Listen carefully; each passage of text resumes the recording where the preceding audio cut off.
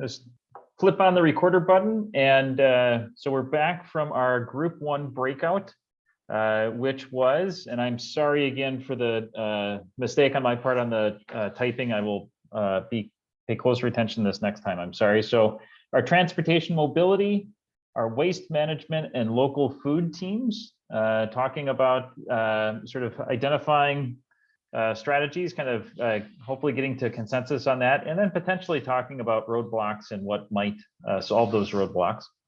So just to take a minute or two for each team, a couple minutes for each team to just kind of share with the group anything that you may want to share. How did it go? Did you reach your consensus? Do you have any observations you want to share with folks? Anything that you think in the discussion might be helpful to the other teams, or just any summary that you'd like to share? So a couple minutes for each. So let's start with transportation and mobility. Is that Mark? Is that you? Would you be able to do that? Actually, that's. Oh, I was in that group. Yeah, I'm gonna represent the group on that one. And yeah, so we're still in the process of tweaking and approving our strategic goals. And we actually got through the first couple of them. So we approved decreasing commuter and community-wide VMT, vehicle miles traveled, by at least 5% by 2030. And we did think it was important to include the at least, because we want to leave open the possibility to overachieve. And we talked about several issues around that. So we're generating a lot of important ideas around, starting to think about how that would happen in some of the specific issues. We also agreed on increasing public transit access and ridership by at least 10% by 2030, considering a 2019 baseline. So those were the two that we got through, and we still have several to go. And we actually broached the idea of possibly getting together between these large group meetings to have some more focused discussion on it within our subgroup. I don't know if that's normal, Ted, or. That does, yeah, that does happen. Of course, we're hoping to try to set it up so that to minimize folks' time as much as we can, but that actually happens quite a bit where, in a given conversation, the team gets into something, they want a little more time, and having a little side meeting is absolutely common. I usually see, one or two that pop up through the process. So I would encourage that if the team does not feel that they've achieved kind of a consensus on what the big goals are for the sector, that would be good to do, to kind of bring that conversation to a close. Over the next 4 weeks prior to our next workshop meeting, we're going to be focusing on detailed action. So it's nice to have that, what we think our big goals are in our mind as we do that. So that would be a good idea. Excellent. So I can work with you, Anders, to kind of get something set up for everybody on the transportation team, and maybe a doodle poll to find a date that works for you guys. Sounds good. Awesome. Thank you so much. Okay, waste management. That Jackie, are you the coordinator? Or who maybe functioned as the coordinator today? Primary note taker. It'd be Casey. Yeah, sorry, I had to step away. I had to get my dog away from the door, who was, all right, sorry about that. So we, as we were going through the goals for waste management, we struggled a little bit. I think we basically agreed with them. With the goals, and we pretty much came to consensus, but with the caveat that we weren't really sure what all those numbers meant, because we weren't necessarily experts in that area. So, we had a couple of people the first time around in our first meeting a month ago who are waste management experts and said, yeah, these numbers seem to make sense, but again, we're just sort of for the lay people in waste management, myself included, I'm just sort of flying blind. And so I think if the experts in the room in waste management think that these are good numbers, then I think our group in general supported it and thought that was good to go. And anyone else in the waste management group, feel free to jump in if I'm misrepresenting this or if I'm missing something. And then we thought a lot about, we actually had some really good conversation just around roadblocks and what might resolve those roadblocks. Really, a lot of it with waste management is a lot of the roadblocks are just around a lack of understanding in the general public. So, you know, what should go into the recycling stream, for example, what counts as recycling? Where does our waste even go? You know, there's so much naivete around waste management in general. So just a real lack of understanding is a roadblock, a lack of consistency across communities. So Onalaska, I believe, has a different recycling system than La Crosse does. And so, you know, that varies community to community across the state. And so when people come in from another part of the state into La Crosse, they're not necessarily sure what rules we follow with recycling. So just having some type of a consistency would go a long way. Another roadblock is just sort of lack of teeth and a lack of direction and power for the city inspection department, who does the enforcement of you know, dumpsters and trash rules and things like that. They can, I think Shar was saying they can put out a citation to violators at, you know, $187 for a citation, but that's about it. So there's no real teeth there to prevent people from doing the wrong thing. And so then what might resolve some of the roadblocks? Education and awareness, big campaigns around that, consistency, consistent rules across communities. And then especially when we look at all three of these really sort of bleed into each other, right? And one of them, the idea of empowering individuals and businesses or the municipality and taking action.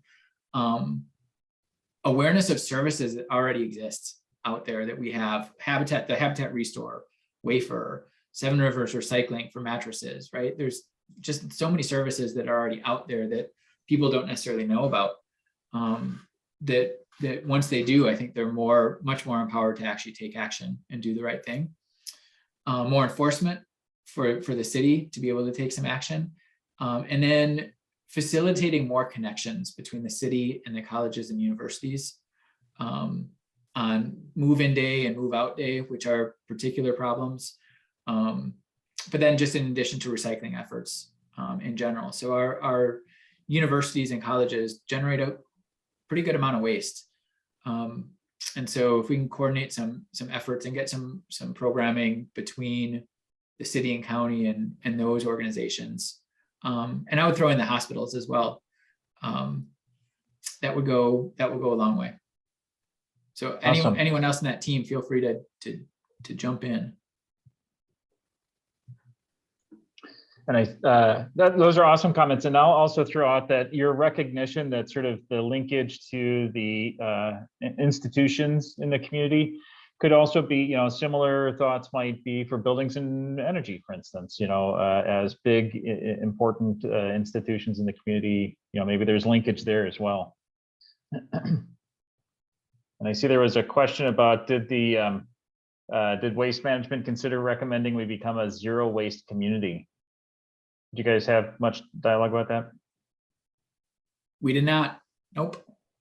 And I will actually follow up with the waste management team specifically. Lewis provided a great resource on zero waste communities. I'll share that with you guys just as you kind of think through actions and finalization of stuff as we move forward. So we've got opportunities there. Excellent. Thank you so much for that. And Casey, I don't want to startle you, but I want you to know that your skeleton is out of the closet. So you like that? Yeah. Yeah. I'm glad you noticed. Yeah, it's excellent. Awesome. Okay. Local food and agriculture.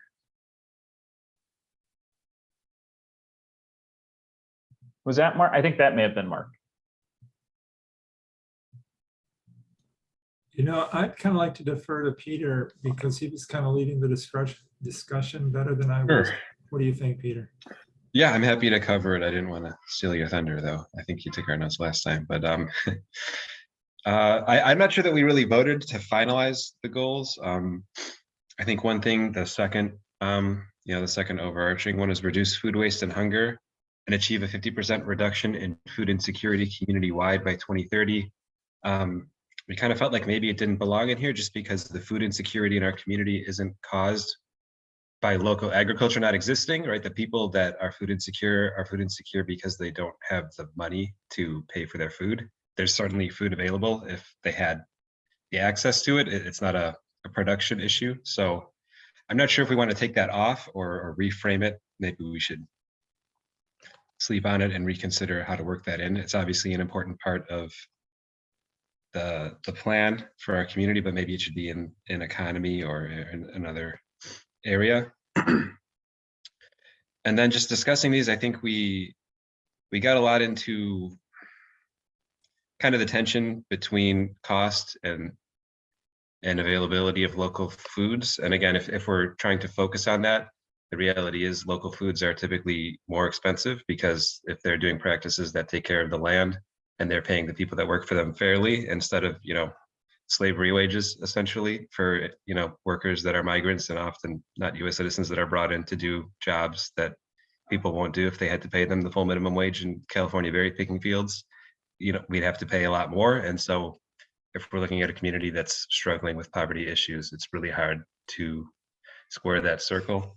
I think we talked a lot about kind of moving up the chain as opposed to really looking at that price there. If we can't make them more competitive in that way, maybe trying to increase access to farming and agriculture, like changing zoning practices so it's easier to get practices going and to get farms going, and trying to do some kind of access to financing and loans for opening businesses is something the city might have some power to do. Obviously we can't change the pricing of those other goods. That's really beyond the city or county or probably even our state level to try to have an effect on. And then really incentivization of local food production in some way. Lizzie, I don't think is here anymore, but she pointed out, decreasing or disincentivizing waste, is a good way to incentivize people from using and creating local goods instead of just having tons of food waste thrown into the garbage. If it's more expensive to throw out your garbage, you're going to be better about not producing it. So that kind of ties into that waste management team. I think for this, we'll have to really look at state and regional incentives because it's probably not going to be in the city or county level. Most of the farmland and most of the agricultural projects here are not in La Crosse County or let alone the city, which is what we're as a group looking at here. And then as far as empowerment, really education, trying to get more conversations going and get word out to people on what the costs are to non-local goods. There's a lot of uncounted value for local food production, which is, the value not being captured through the destructive practices of non-local goods and the transportation of those goods into town. And then similar again, networking with local institutions. If we can't really change, regional wide shopping patterns, maybe we can build up some networks where the city can kind of get local farming goods and local production into, say, like a cafeteria at a local institution, and really kind of get one example chain of, farm to table almost with local goods, and then hopefully kind of build up that type of structure. Let me know if I missed anyone from our team.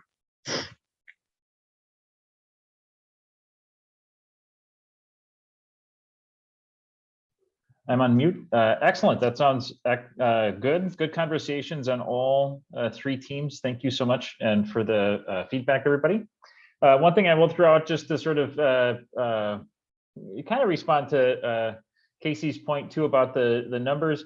So in general, the numbers that we've put in the actions, the original ones at least, that we put into the strategic goals, our attempt to illustrate what we think is kind of in maybe the sweet spot between achievable, but also a stretch. So in other words, we think these should be numbers that the community can get to. And we also think that they're likely not going to be like easy, like falling off a log kind of a thing.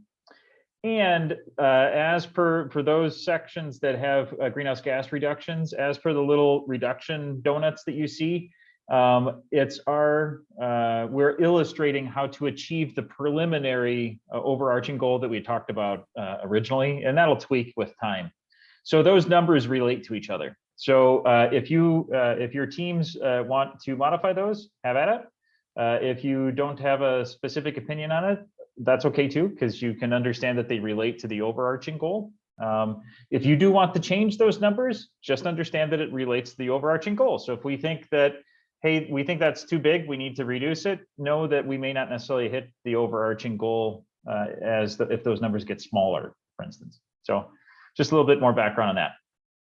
All right, so now I'm gonna recreate the rooms now for buildings, land use, and health and safety. And I'm double checking before I open up the rooms. I'm so sorry about that. We are going to open up them now.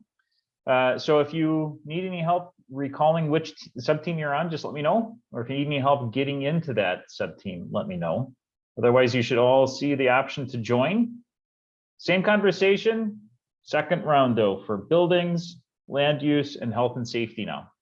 So aiming at finalizing our draft strategic goals for those teams. The recording in progress here. So back from group 2. So buildings, land use, and health and safety. Just looking for a little couple minute report out. How did it go? Anything you want to share from those discussions? Maybe we'll start off with buildings. Yeah, that's going to be me again, Ted. And we talked about the various goals, reducing community-wide residential, commercial, educational, and industrial building energy consumption by 15% by 2030.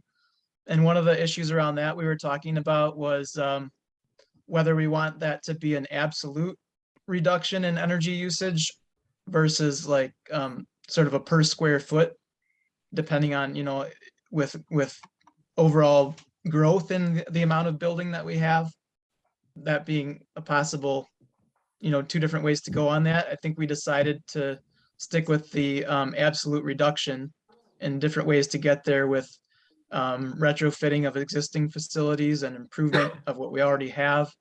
And also, I guess getting into the next goal, increasing adoption of high performance construction technology for new construction. And that one, we actually sort of changed the original wording to say achieving at least 10% net zero of new construction households and commercial properties community-wide by 2030. So looking at it as of new construction that's happening, what percentage would we like to have be net zero? We got a little bit into the fuel switching ideas, but we kind of ran out of time to get too far into that. Okay, excellent. And that discussion too about absolute or per capita per square foot is applicable in other sectors too. So I'll just take a second to note that when it comes to achieving overall reductions, ultimately we need to achieve absolute numbers, but that doesn't mean that every goal needs to be absolute. You could change it to a per capita or some other, per building, per capita, per square foot. So those things are available conversations for all the teams, and something that we can continue to massage as we move forward too. So as we were saying, today's not the end of getting these set up, but it just helps us transition to the next step. All right, Ted, can I ask a question? Yeah. Is that okay? I was just wondering for the building energy group. I'm on the Heritage Preservation Commission, and one of the major goals for historic preservation is greening these buildings, because we know that we can't just like throw away all of our old buildings and build brand new like passive houses. That has many impacts as well. So I was just wondering if that was incorporated in this group at all. Well, when you speak of greening, it depends on what you may mean by that. But the first action that one of the ones that Anders was talking about relates to community-wide energy consumption and or its reverse energy efficiency. And that would, in order to achieve that, ultimately you're going to have to be looking at how do we improve our existing stock as well as new buildings, of course. Mhm. So if we're thinking greening from the perspective of energy efficiency, weatherization, those kinds of things, then that strategic goal would definitely need to address that. I mean, they relate to each other. Okay, I absolutely think that that sort of goal should be in here. On so many other studies and plans coming out with the city, there is overwhelming support for increasing energy efficiency, rehabilitation, weatherization, things like that for older homes. So I think it would be really important for the community and the city to see that that is in here. So I just wanted to take the moment to add that in. Excellent. Good. The team's got you covered. Wonderful. Okay. Thanks for that, Anders. The next, let's see, land use and housing. Who was that? Or who's willing to speak for the group? I think that was us.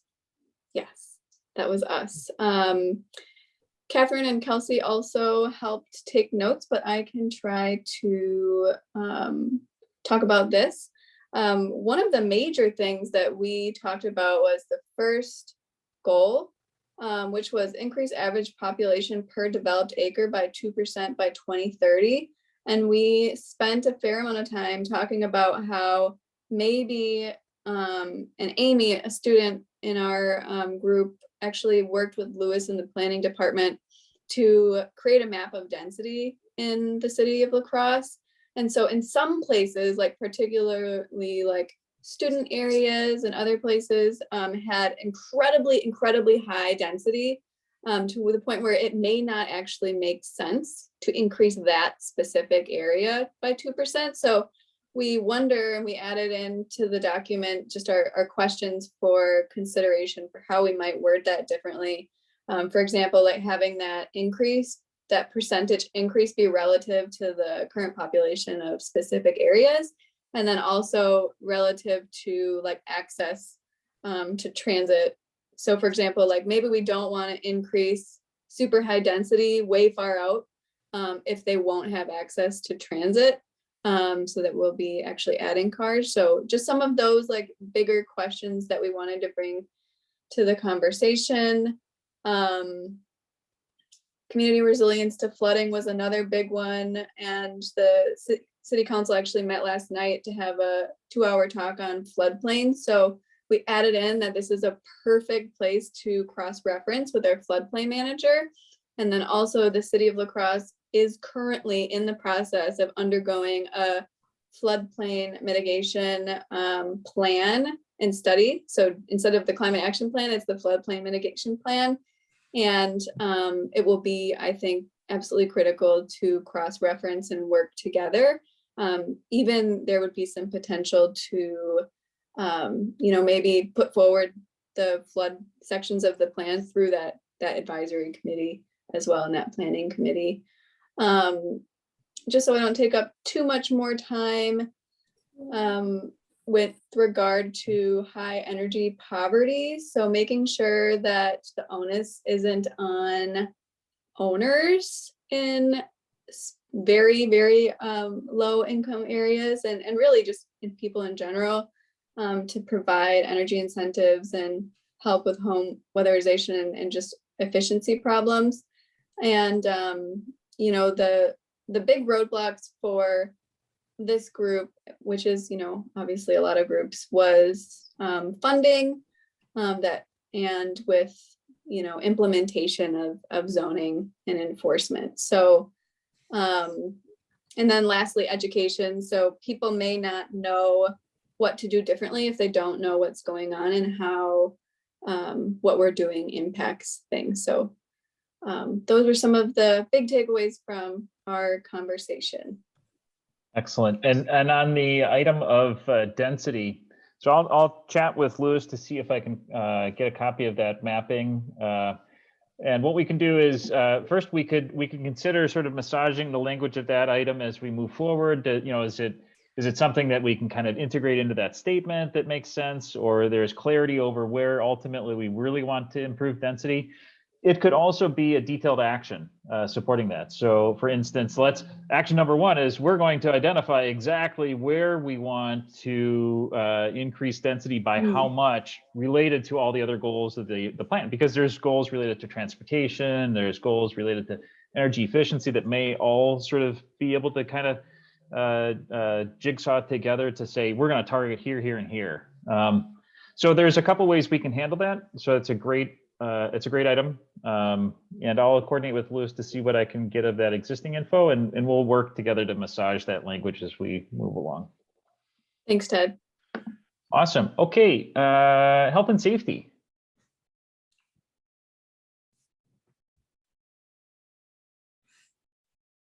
I'm going to defer to Peter again. If you would. Yeah, unless anyone else wants to jump in, I guess I'm just the talkative one today.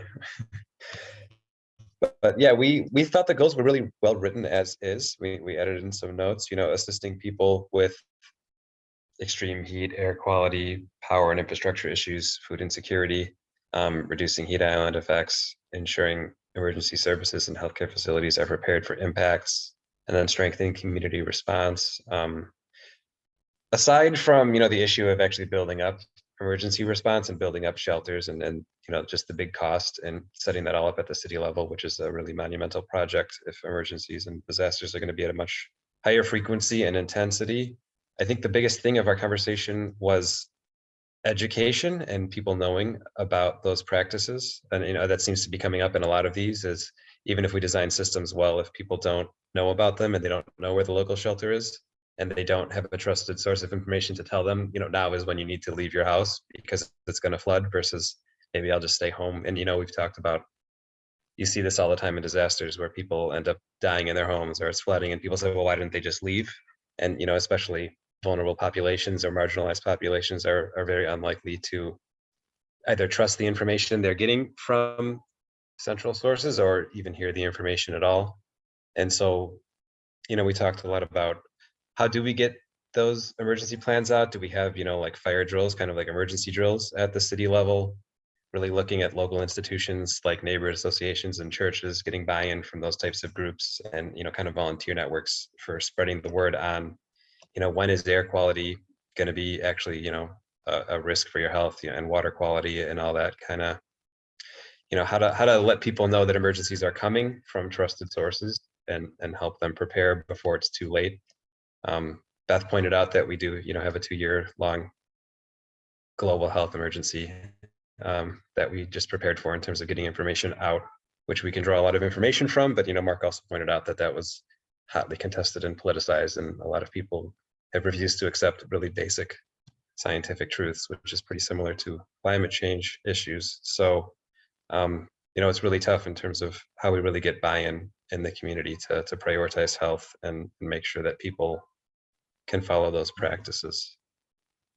Did I miss anything there? I think, unless anyone else has something to add, that was most of what we talked about there. Excellent. Thank you very much, guys.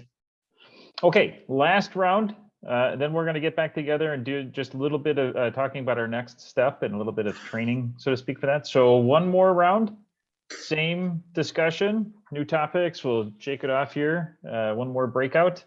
This is for water, trees and ecosystems, and climate economy. And double checking all of the labels. Got that straight. Okay, so the okay, all right, they should all be open now. If anyone needs help recalling which subgroup you're in, just let me know. Or if anybody needs help getting access to it, just let me know. Okay.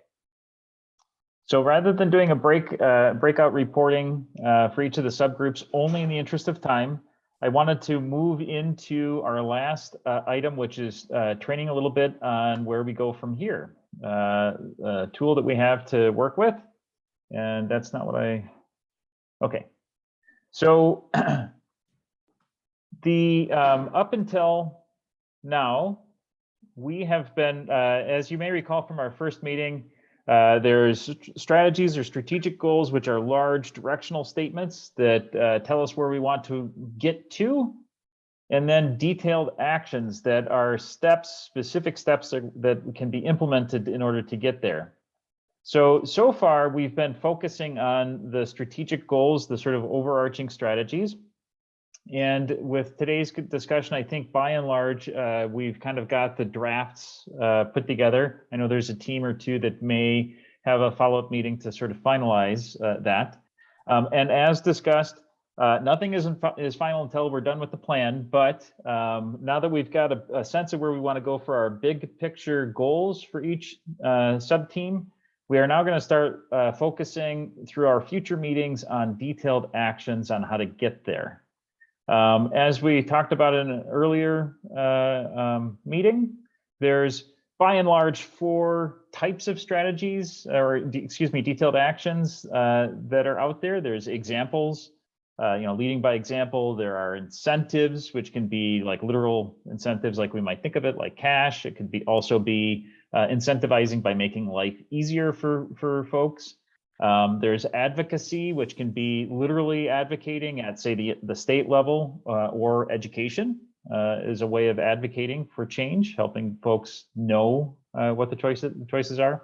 And of course, there's potential for requirement, which can be hardcore requirement, you shall do A, B, and C, or it can be sort of a softer bar that says, we want you to explore something, but we're not telling you have to do something. So those are kind of just thinking broadly. You can kind of think through as you think about actions. Are there opportunities to lead by example? Are there opportunities to incentivize, etc.? A little bit of thoughts in terms of what about detailed actions. One thought that I'll just share with you is that although climate action is technical, a climate action plan is also about community organizing and community informing and motivating. So yes, there's definitely technical considerations, but we're also talking about an organizing effort, a community organizing effort. So just kind of keep that in mind as we think through how might we achieve our actions. The second point here is that recognizing that all of the actions will ultimately have somebody or somebodies, likely multiple somebodies, responsible for implementing. That might be, city staff. It might be, other agencies that are going to help out. It might be partners in the community. And of course, there's plenty of actions that we'll probably all want to be participating as individuals, like how can I help make my building more efficient, etc. So implementation will frequently involve some degree of refinement of an action. As we have an action to do something, and if there's 2 or 3 partners that are likely going to be involved in it, as they get into implementing it, they'll probably want to refine the fine details of the action, or at least we have to recognize that there are going to be people involved in it. And so just remembering that, and remembering that, for instance, the city has standard processes for creating changes to ordinances, or to creating a policy, adopting a policy, or to financing or funding changes. So we should anticipate that any action that might relate to, establishing an ordinance, establishing a policy, something that's going to require funding, you can assume that as a plan is finalized and approved, that those kinds of actions will still need to go through their regular standard process. So just keep that in mind. And that's ultimately a benefit, because we're trying to establish a roadmap. And if people understand, hey, there's going to be appropriate process for this ordinance, this suggested ordinance change, people will understand that there will be future opportunities to continue to refine that, to make that idea better and better before it becomes a full-on ordinance. So just keep that in mind. And, as I say, typically staff and community groups are involved. And so, there'll be individuals that ultimately help to implement. So ultimately, what we're really looking at is we're creating a guiding document. And as a guiding document, then action should have specificity, but the finer details typically don't need to be super worked out. So as a kind of a dumb example here, something along the lines of implement an education campaign to inform the public about, fill in the blank, is going to be enough, as opposed to something like implement an education campaign with monthly newsletters, social media posts, where maybe that's a level of detail that might be a little less effective, might be hindering, may not be appropriate. Maybe we're not so sure the right avenues for that communication campaign yet. It's okay to have that kind of a detail, some details that get worked out in the implementation. It allows us to make sure that it gets implemented really well. So just keep that in mind, that we don't necessarily have to have all the finer details worked out, but we want to have enough specificity that we're being clear about what we're trying to accomplish. So sometimes that's a little fuzzy, and that's okay. We can work together to that all together. So I also want to share a little bit of observations about actions. We have a tool that I'm going to share with you in just a moment called the Action Finder tool that's going to help us explore all sorts of actions and also give us a place to write our own actions. And so as you explore actions and as we think about creating actions, I just want to observe some actions, and I don't mean to be judgmental here, just trying to have a little fun. There are some actions that maybe aren't quite as good as maybe we ultimately want. An example of something like that is invest in local renewable energy generation. Now, that's a beautiful statement, and it's something that maybe we would love to see happen and could support our goals. So it's a great idea, but in terms of an action, it's pretty general. It doesn't tell us how we might invest. It doesn't tell us invest how much or to what degree or what kinds of technology are we looking to invest in, or how much how many solar panels do we want to get for our investment, for instance. It doesn't give us quite enough specificity to know what the real intent is there. So it's maybe a little too general. An example that's not so bad, adopt policies that require retro commissioning for larger buildings and building energy audits for smaller buildings. So this one's got clear action verbs, require and implement. Those kinds of clear action verbs, always good, because it's specific enough that we're trying to help eliminate vaguity about, well, what do you want me to do? It could be better though if it had a bit more guidance. What size do we think is larger? Or what do we mean by smaller, as examples? An example that I would say is a good action. Explore internal operation and savings opportunities, such as those outlined in the 2017 Anchorage Energy Landscape and Opportunities Analysis, including heat recovery, waste to energy, landfill methane recovery, and combined heat and power. So this is a good action. It's very clear what somebody wants to accomplish. It gives some guidance on what some of the details are. It doesn't spell it out to such a degree that we're making a potential mistake of trying to be too specific and actually getting in the way of a good implementation. The word explore is sometimes not so awesome because maybe it feels wishy-washy in a given example. In this instance, it's probably not a bad word. Explore is sometimes good to explore. We don't know necessarily if that's going to be the right implementation, but we think it's probably a good thing. Let's go explore it and implement it as appropriate. Sometimes explore is a little too weak. Sometimes explore can not really illustrate how important a specific action is. So with words like explore, we want to be thoughtful about it. And sometimes it's a great word. Sometimes maybe it's not the right one for a given action. And the other way that an action could be strengthened would be to, let's give a date even, implement recommendations of the analysis by 2030, as an example. So You can make that one even better by just, let's give it a target. Or a gooder example, establish a building energy performance standard ordinance. The building energy performance standard for all buildings over 50,000 square feet shall be no lower than the 65th percentile site energy use intensity for buildings for each property type, collected through the Energy Star Portfolio Manager. And here is a link of an example. So that action is extremely clear. It's very specific. In some examples, that might be a little too much specificity. In this particular example, it's probably okay. I happen to know where that came from, and there was some thoughts about some of those numbers. They were based on some research that the city had available to it. So in this instance, the specificity, they felt okay that it wasn't going to get in their way of implementing. It was very clear. It gives an example. That's a bonus. Is actually, here's an example. And it has clarity in terms of compliance. What percentage do we want to get? I'm sorry, it could be better if it did have verbiage around compliance, that we want to achieve so many buildings by X year, but it's pretty good. The other is it's a bit wordy, but you know, if you're very specific, words are needed for specificity. So there's not a lot you can necessarily do about that, I suppose. So just any questions about what I've shared so far?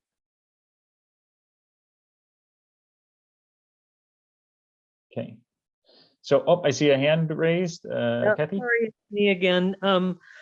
Are there examples, like I know Eau Claire has gone through a climate action plan, but are there examples of goals that we could look at? I mean, are we supposed to be making up all of our own new ones, or can we just look at what other people have done and copy them or something like that?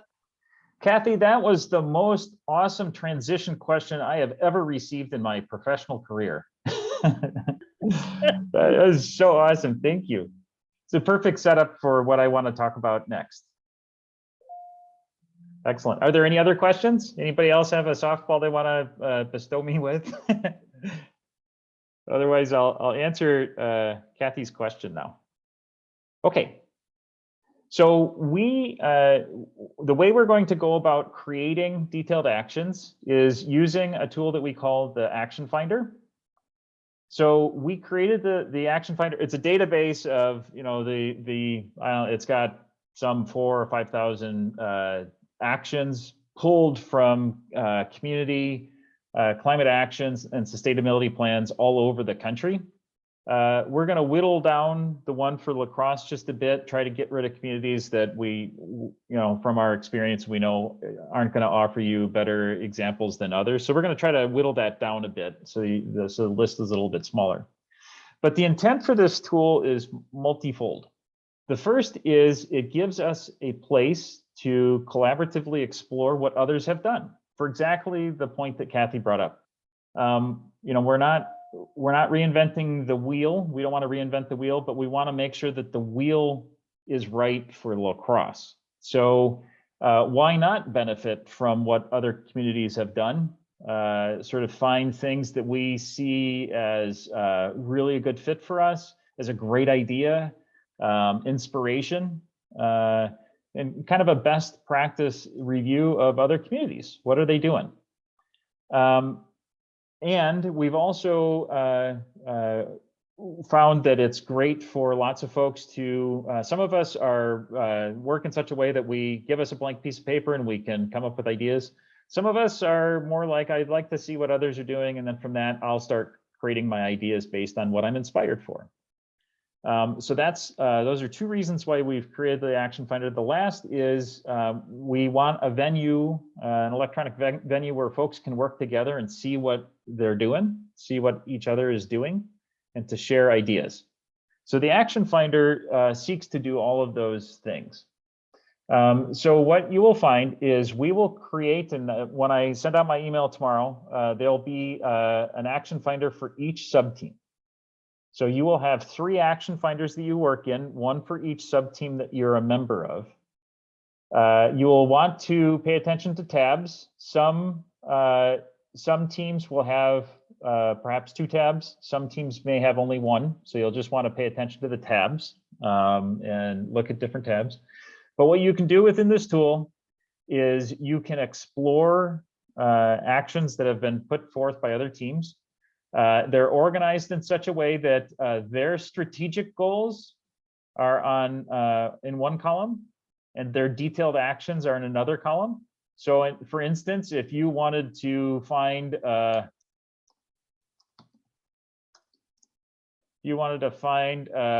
for instance, if maybe your strategic goal talks about efficiency, so you could pull out a key action word in your strategic goal and plug it in there. And any action, any strategy that has that keyword or phrase in it will turn blue. So you can kind of quickly scroll through and see that. If you've got an idea about an action, you want to say, well, I wonder if there's any actions, say about lead, for instance. You can put in a key phrase or a word for the detailed action, and the detailed actions that have that word will turn green. So you can kind of scroll through and find those. So you can look at actions in a couple different ways. One is you can just simply scroll through and see what folks have. That's fine if you want to do that. I discourage it only from the perspective of time. If you have things that you want to look at, if you have ideas, if you've heard of words, if your strategy has some key action words and you want to start focusing in on that, that's where the advantage of doing some searching is. So again, you can scroll, you can focus in based on keywords. You can also, if you want, collapse the list by a number of different metrics. One is most of the actions, again, because they're coming from cities, they have the city that they came from. So maybe you say, well, I want to look at boy, I like Boulder. I want to see what all the actions that Boulder has. So you can collapse it based on just that city and just see what actions they have. So you can zero in on cities that are that you admire, that you've heard about, that are in your region, etc. You can also collapse based on overall size of city. So I just want to see every city that is, in our basic range of community size. So you can collapse the list that way.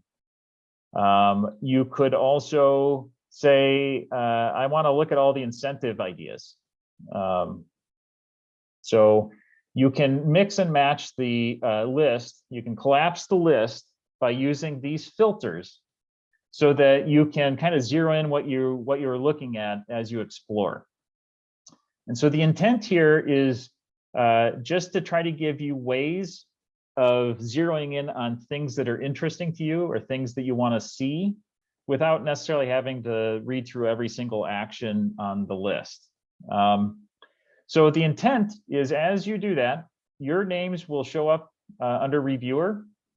So you just go find your name under the reviewer. So here I am. And as you explore actions, if you find something that really you think, hey, that's a really interesting idea, I think that could be a good action for our city, just type in save under the first column. Save the action. If you have any thoughts about it that you want to put in there, like, hey, I think it'd be great if, even better if we did A, B, and C to it, you just go ahead and add it.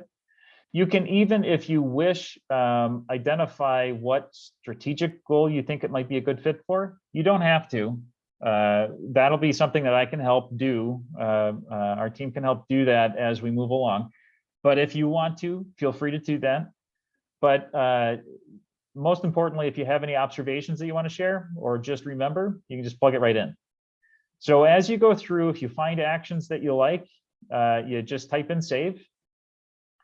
If you are inspired as you do that to say, you're looking at stuff and now you're starting to get the hang of what you think you value, ideas that you think would be great for the community. If you have an idea, all you have to do is go down to the first available slot and type in your new idea. whatever it is, whatever the action is, feel free to add that. If you do type in a new idea, you just want to go over here and type in new so that it's easy to find. And if you have any other comments you want to add about it, that's fine. You can do that. But as you type in your new idea, if you type in a new idea, you definitely want to make sure you put new in there. And so what ends up happening in the long run is because you've done that, if you want to now go and look at all of the actions that you've saved, you just collapse the list based on under your name for saved. And now you can look at just the actions that you like to save. If you want to look at your new actions, you can do that. As you go through these actions, if you find an action, you'll find some actions that are similar because again, we don't want to reinvent the wheel. Many cities were trying to do similar things. So you'll find actions that they arrive at similar actions together. But you may find that, hey, this city really, the way that action is created feels so much better. I really like that one better. If you find an action that you like and you think it's better than one that you saved earlier, what I suggest is try to go back to the one that you saved earlier and change. If this one now is the one that I don't think is quite as good, change it to unsave. And the reason for that is that will just reduce all the work in the future for evaluating these. If you intentionally want to have two actions that compare against each other, that's totally cool. You can keep them. Then I would, if you keep it as save, you can say, compare against BE4 or whatever. I'm making that up, but you see what I'm saying. So if you find two and you want to explicitly have those as comparables, then just know which one you're comparing it against. Otherwise, if it's not intentional, if it's not an intentional duplication, try to unsave. Now, and the value of saying unsave is you can always find those again. So yeah, any action that you thought you liked, changed your mind, you'll be able to find that again just by looking for your unsaved. Okay. So the next step then will be for keeping in mind the strategic goals that your team has talked about, to work a little bit in the action finder between now and the next team meeting in a month to just explore the actions in here, either looking for keywords that you're interested in, keywords in the strategic goal that you're interested in, or just hunting and pecking, as you wish, or looking specific at some specific communities that you really respect. Hey, I hear a lot about Bloomington, Indiana. They're doing cool stuff. I'm going to look at theirs, and find as you go through there, as you find actions that you value, just save them. And again, if you are inspired based on what you see to create a new action, feel free to just drop down to the bottom of the list and write your new action and type in new. Okay, so that's what we're going to be looking to do between now and the next meeting. A couple of pointers as you do that.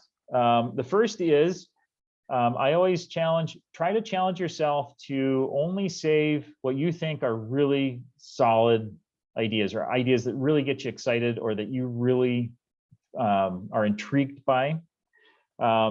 So I threw out there, maybe aim to save, 7 to 10 actions, either saved or new.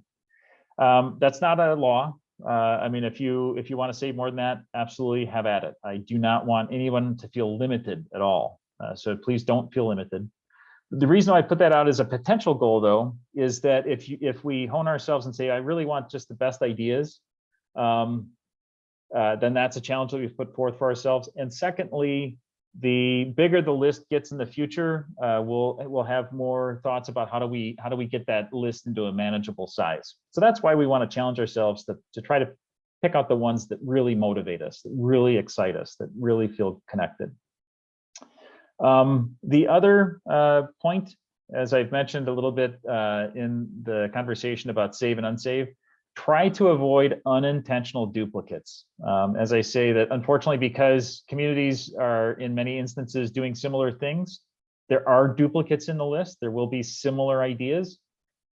If you find one that's similar to the one that you've already saved, you like it better, that's awesome. Do try to go back and unsave the first one. Again, that just sort of helps, that'll help the effort in the long run, if you can do that. So that's kind of where we're going. That's our next step. Are there any questions that anybody has at all? Looks like Kathy. Yeah, sorry. So, you know, transportation relates to land use. Green space relates to food. When do we, or how, or is it coming up? When do we get to talk about those intersections? We can, so there's a couple things we can do. What frequently happens, what most frequently happens is Pale Blue Dot tends to help kind of direct traffic with that, because there are relationships, but typically the way the detailed actions come about, we start thinking of them in terms of implementation. And so although food strategies do relate with green space, for instance, there are maybe often actions that are green space specific that are implemented by certain departments, certain sorts of folks, certain efforts, et cetera. Whereas food strategies may not necessarily, may be implemented by others, right? So although they may relate to each other, they may not necessarily relate in terms of implementation or partners. Not always, but sometimes. And so oftentimes we can kind of help create those interconnections and, you know, pull to attention the team, hey, these are some of the similar actions that are coming about in the other teams. Alternatively, we have had some teams that wanted to have conversations between sub-teams. And so we can definitely do that as well. So we can handle that in a couple different ways. Is there any other, are there any other questions or comments at all?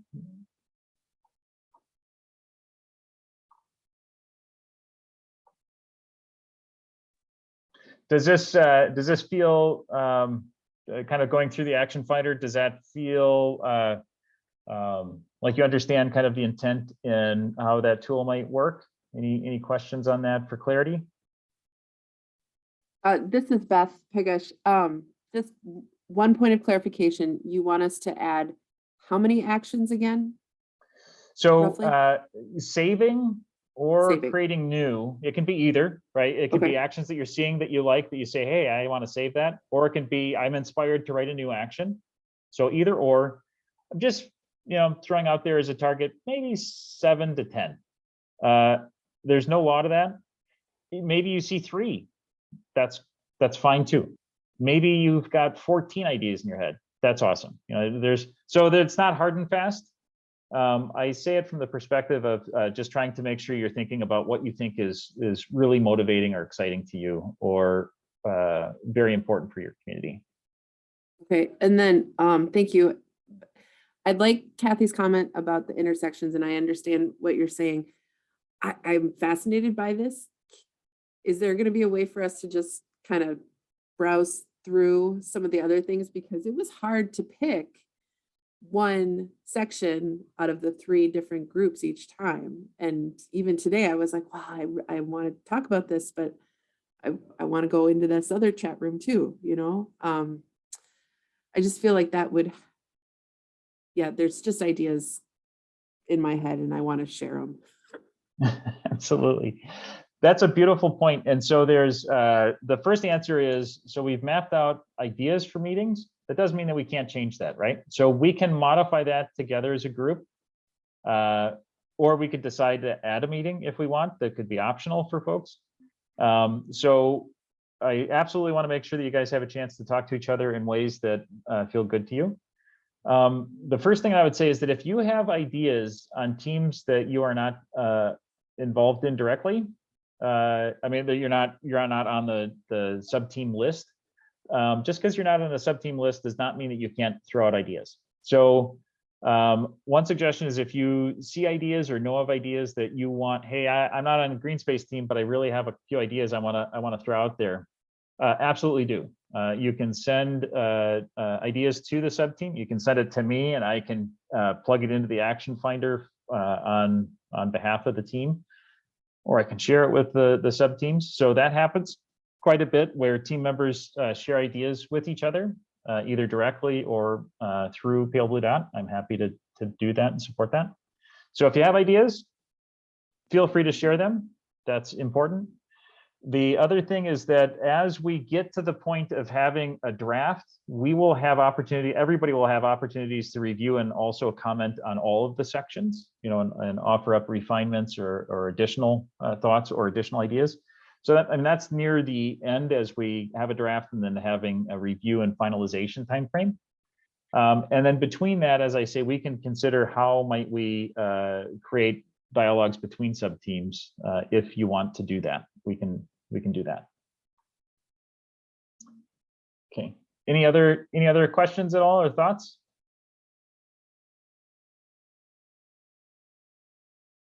Awesome.